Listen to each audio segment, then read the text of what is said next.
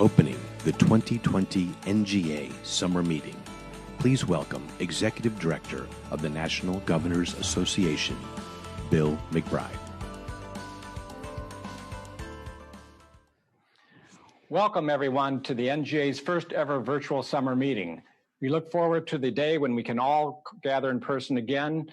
It's been my honor today to introduce to you a person who I have been privileged to work with over the past year, Governor Larry Hogan. Governor Hogan is the Chief Executive of Maryland, and that beautiful and diverse state is certainly enough to keep any governor busy, especially with the challenges this year has brought us.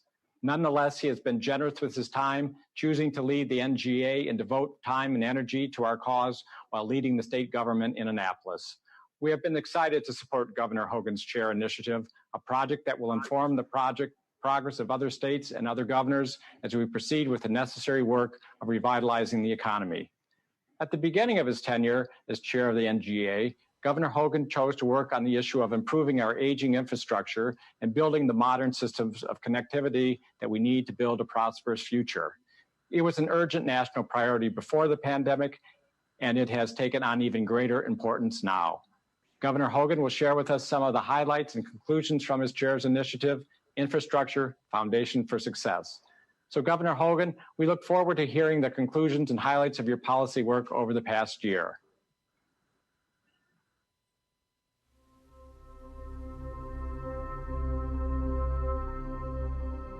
The NGA is not just about representing America's governors, but it's also about what America's governors represent.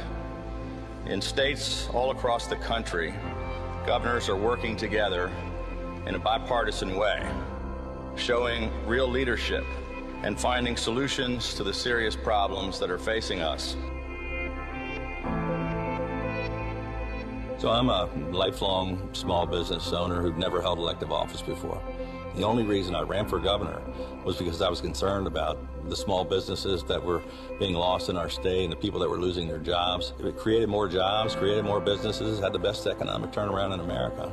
And then we're faced with this coronavirus, this worst economic collapse in my lifetime. The Chinese government has locked down more Chinese cities. There is no cure or no vaccine. As these infections continue to rise, panic is also rising. Russia announced this morning that it's closing the border with China. In Italy and Germany, the infection rate nearly doubled in a day. We had just had the first outbreaks in the state of Washington. So at the winter meeting of the NGA, we decided to add a briefing from some of the federal government's top experts. Dr. Anthony Fauci, Dr. Robert Redfield, the head of the CDC, and a number of other top experts. They were talking about what we might be faced with. It gave us a heads up, and it allowed many of the governors to start to prepare. My wife worked with the Korean ambassador to host a reception for all the governors. Little did I know, months later, how important that relationship would become.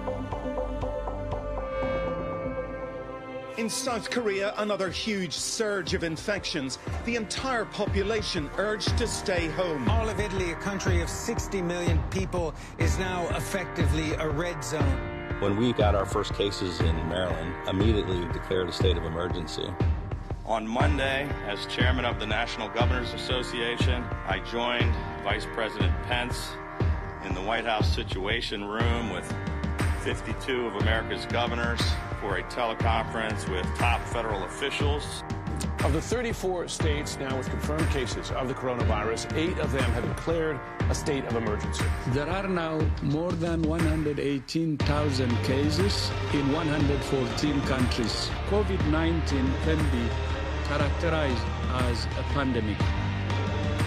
One of the best things about the National Governors Association is that we don't really wear red uniforms or blue uniforms, and there's really not partisanship like you see in Washington. The governors are individual CEOs of their states.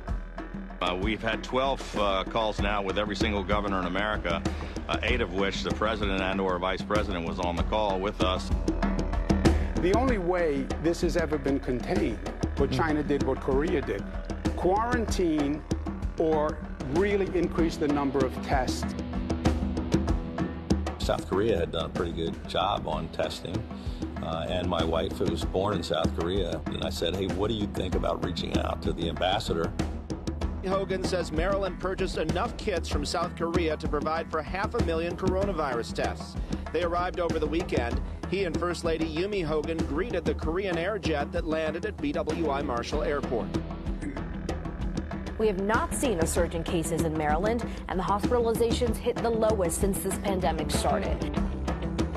The real enemy here is the virus. That's the common enemy we're all fighting, and it's going to take the federal, state, and local governments all working together to try to fight this common enemy. There's no question people have been suffering out there as a result of the economic collapse. We've got this twin problem of this terrible health crisis where we've got tens of thousands of people dying, and yet we also have this incredible economic challenge where we got millions of people that are unemployed and small businesses being hurt everywhere. We've got to balance those needs, but really right now the first thing is saving lives and keeping people safe. And I couldn't be more proud of governors all across the country on both sides of the aisle for stepping up and leading.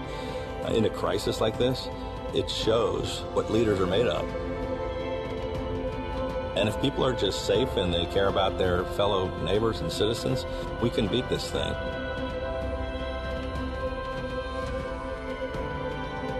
The NGA is not just about representing America's governors, but it's also about what America's governors represent. Our nation's governors on both sides of the aisle finding solutions to the serious problems that are so fundamental to our way of life.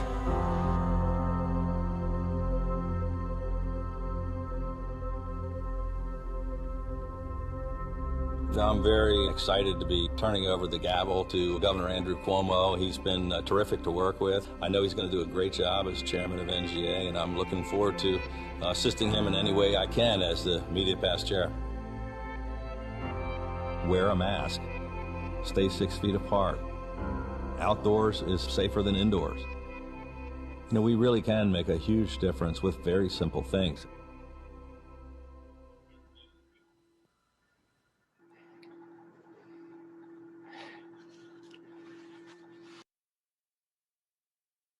Handled together. Let's take a few minutes to watch this video that should bring back some memories of 2019 and 2020 so far.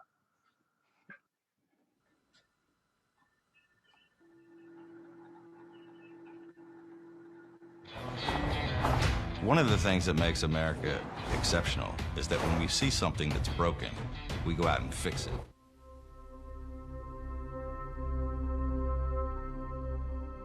The NGA is not just about representing America's governors, but it's also about what America's governors represent. In states all across the country, governors are working together in a bipartisan way, showing real leadership and finding solutions to the serious problems that are facing us. So I'm a lifelong small business owner who'd never held elective office before. The only reason I ran for governor was because I was concerned about the small businesses that were being lost in our state and the people that were losing their jobs. It created more jobs, created more businesses, had the best economic turnaround in America. And then we're faced with this coronavirus, this worst economic collapse in my lifetime. The Chinese government has locked down more Chinese cities. There is no cure or no vaccine. As these infections continue to rise, panic is also rising. Russia announced this morning that it's closing the border with China. In Italy and Germany, the infection rate...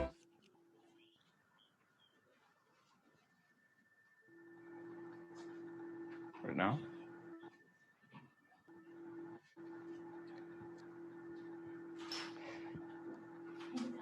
Hey, Bill. Yes. Let me just jump in here. It looks like we're having some technical difficulties. I'm not sure what happened there. We weren't going to show the infrastructure video, and that wrap-up video was going to come later on in the program. But thank you very much for joining us this afternoon. I want to thank all of you so much for being here for this first ever virtual annual summer meeting of the NGA. And we were all supposed to be together in beautiful Portland, Maine, for this meeting, but it is great to be able to welcome so many of my colleagues, even virtually. And I want to thank Bill McBride and the great staff at NGA. I want to thank my staff in Maryland, and most especially, I want to thank my fellow governors and their staffs for all of your incredible efforts and your support over the past year. And I also want to thank our outgoing executive committee members for their service, and to welcome and congratulate the incoming executive committee members. It was the honor of a lifetime to have been chosen by my colleagues to serve as chairman of the National Governors Association. I could not be more proud of this organization, of every single one of our governors on both sides of the aisle, and of everything that we have accomplished together. In states across the country, at one of the most important moments in our history, governors are doing what we do best. We're working together in a bipartisan way, showing real leadership, making real progress, and finding real solutions to the serious problems facing us.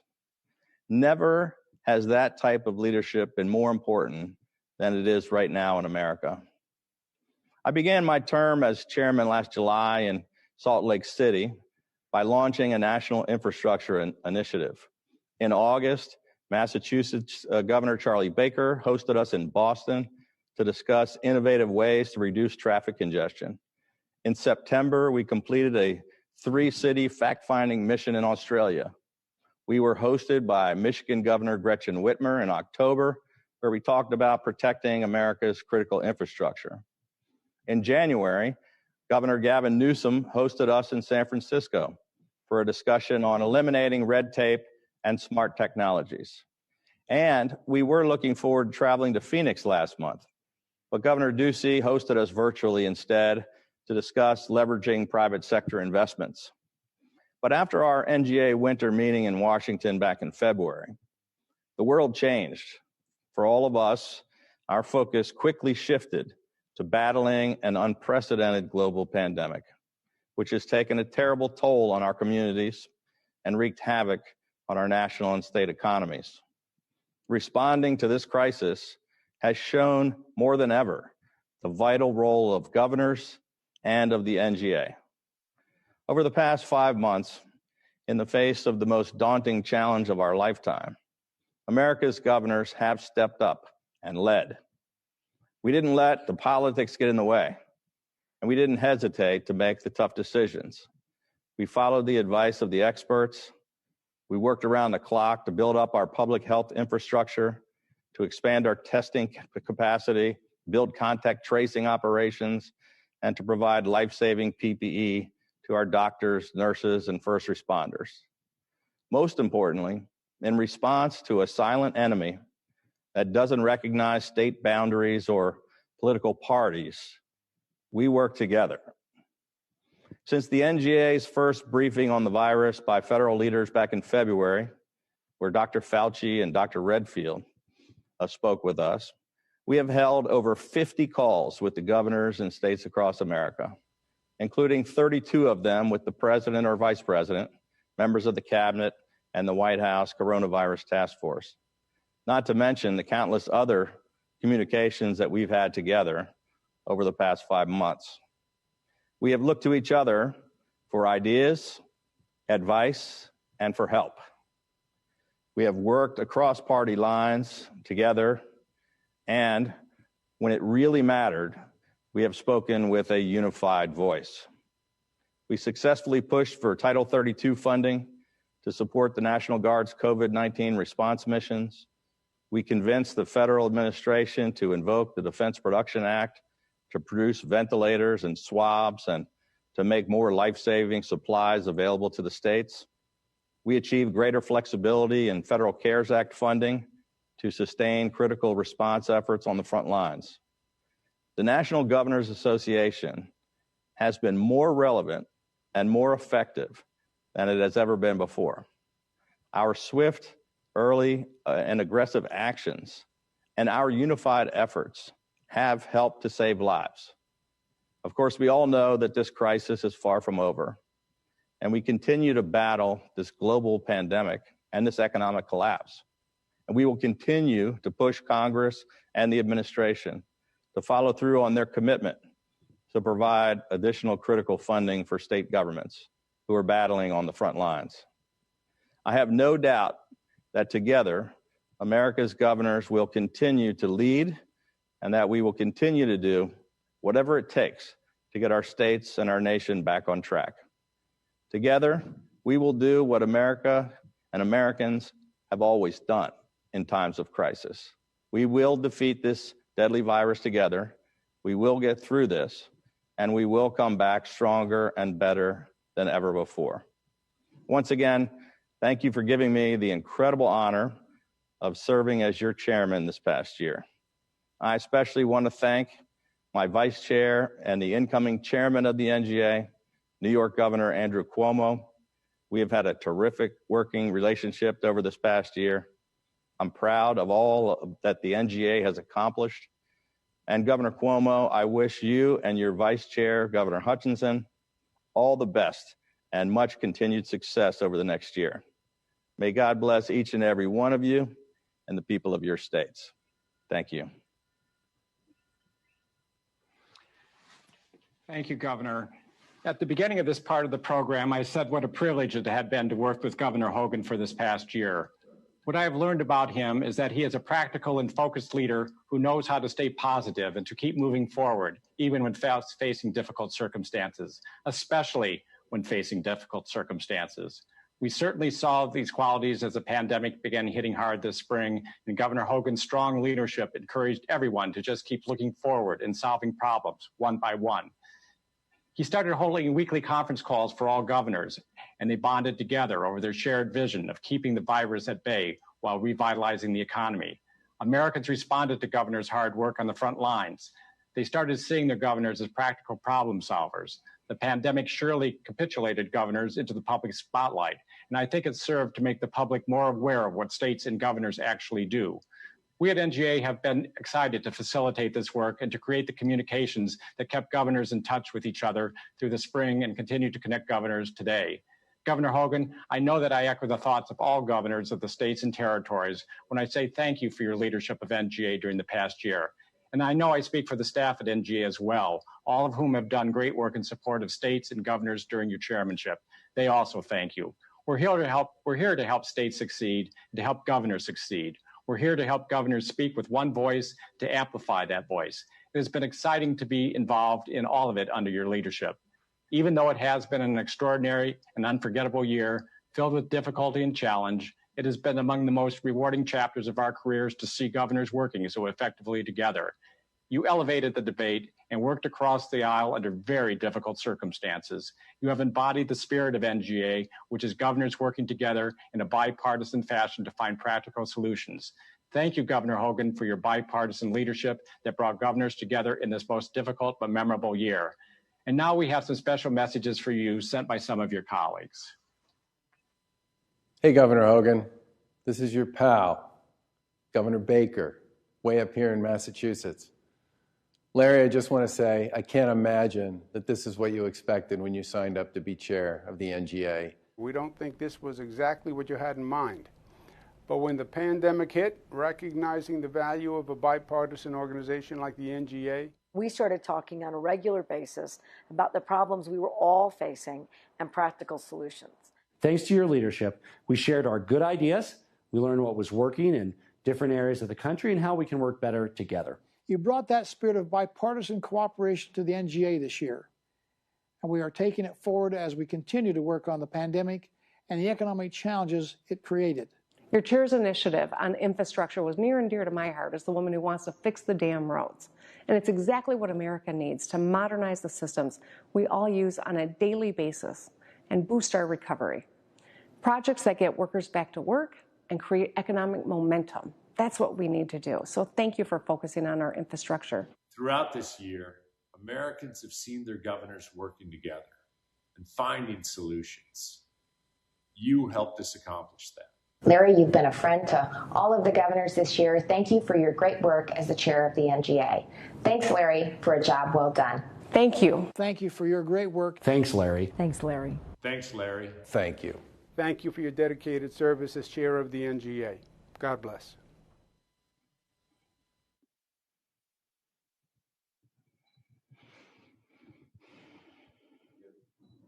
Well, thank you very, very much. I can't thank you enough for all of that. And Governor Cuomo, I just want to wish you the very best of luck. I'm very excited to having this opportunity to pass this gavel on to you, and I'm looking forward to your leadership over the next year. It's been great working with you. I look forward to continue under your leadership. Thank you.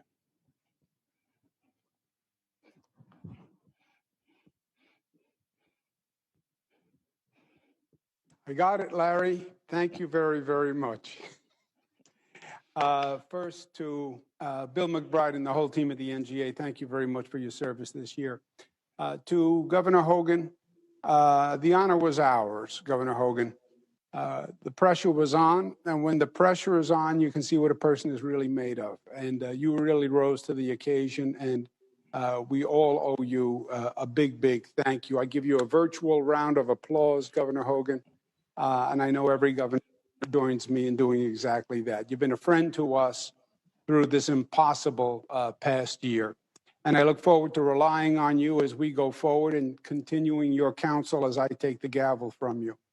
I also look forward to working with our Vice Chairman, Governor Asa Hutchinson. We all thank Governor Hutchinson for his agreement to serve. The question before us now as we wrap up this meeting is, what should the NGA agenda be for the next year? It should adopt the agenda that is most relevant to the governors. And I think we all know what that is. Frankly, my friends, I don't think we have that many options this year.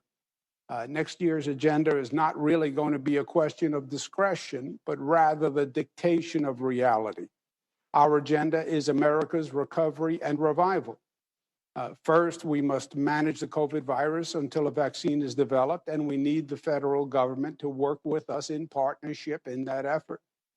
Second, we will need to deal with the undeniable consequences and effects of COVID.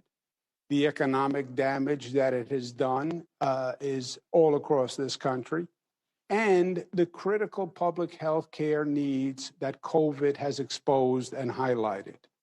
And third, all this in the context of a new chapter in the federal-state relationship. Well, I'm sure none of us wanted to be in the position of dealing with COVID. The last 6 months have highlighted the importance and capacity of state governments. I think Bill McBride is exactly right. We now have shown what states can do, and it's time to reformulate and redefine the federal partnership, especially in this coming year when not only are we working through dealing with this pandemic, but we also have several critical legislative reauthorizations that are expiring. As we gather today, we know beyond a shadow of a doubt that COVID is a problem that affects every state in this nation. It is the great unifier. It doesn't discriminate. This is a battle for all of us, and we know that we must resolve this virus together. We know that unless COVID is defeated everywhere, it won't be defeated anywhere. COVID will ricochet across this country, bouncing from one state to another. And the only course forward, in both our state's self-interest and in our collective interest, is to lock arms and to leave this virus no place to spread. We all know the weapons needed for the war we must wage. We need unprecedented testing capacity and the supply chain to support it. We need contact tracing. We need stockpiles of PPE, medicine, supplies, and we need an emergency surge capacity. We need financial support for our beleaguered hospitals. This nation has gone through MERS and SARS and Ebola and swine flu and now COVID.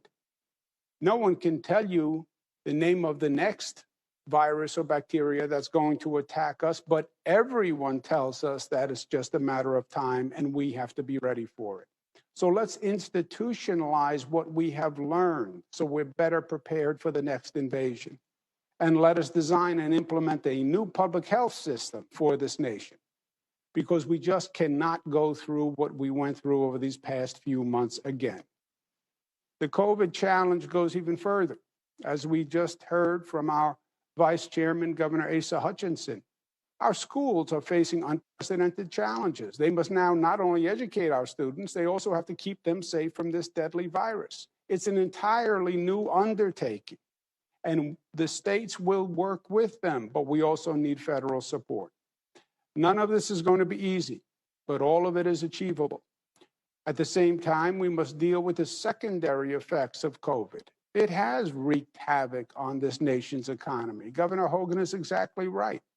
And you can quantify the damage by adding together the jobs lost and the deficits of all our states.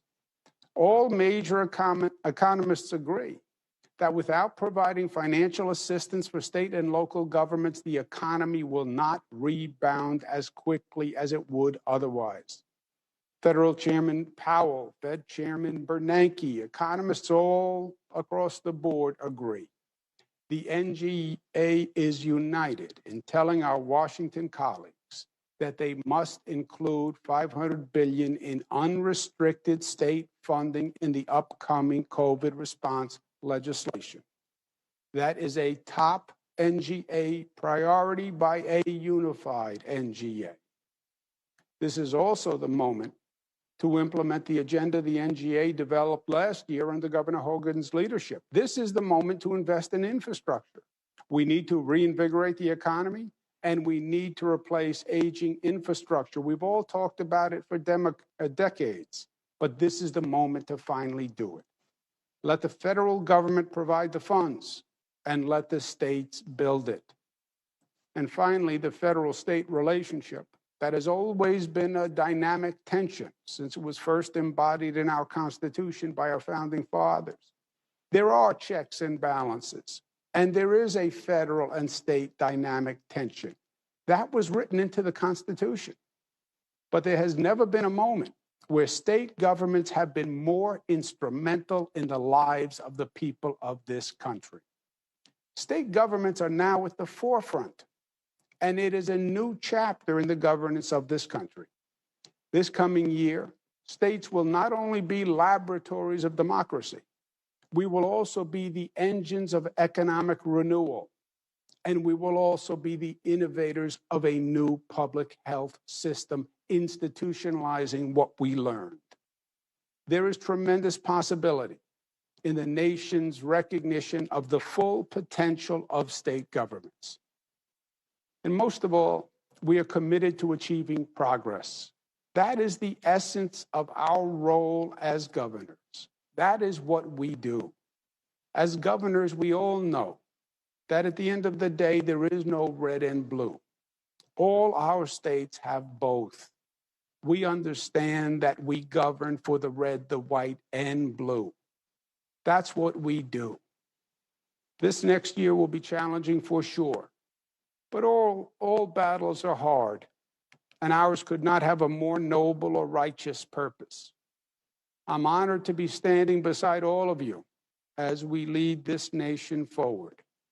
I'm honored to be taking the gavel from Governor Hogan and the great executive committee. I'm grateful to be serving with the great Vice Chairman, Governor Hutchinson. And with that, I conclude the 112th NGA annual meeting. It was a bang of the gavel.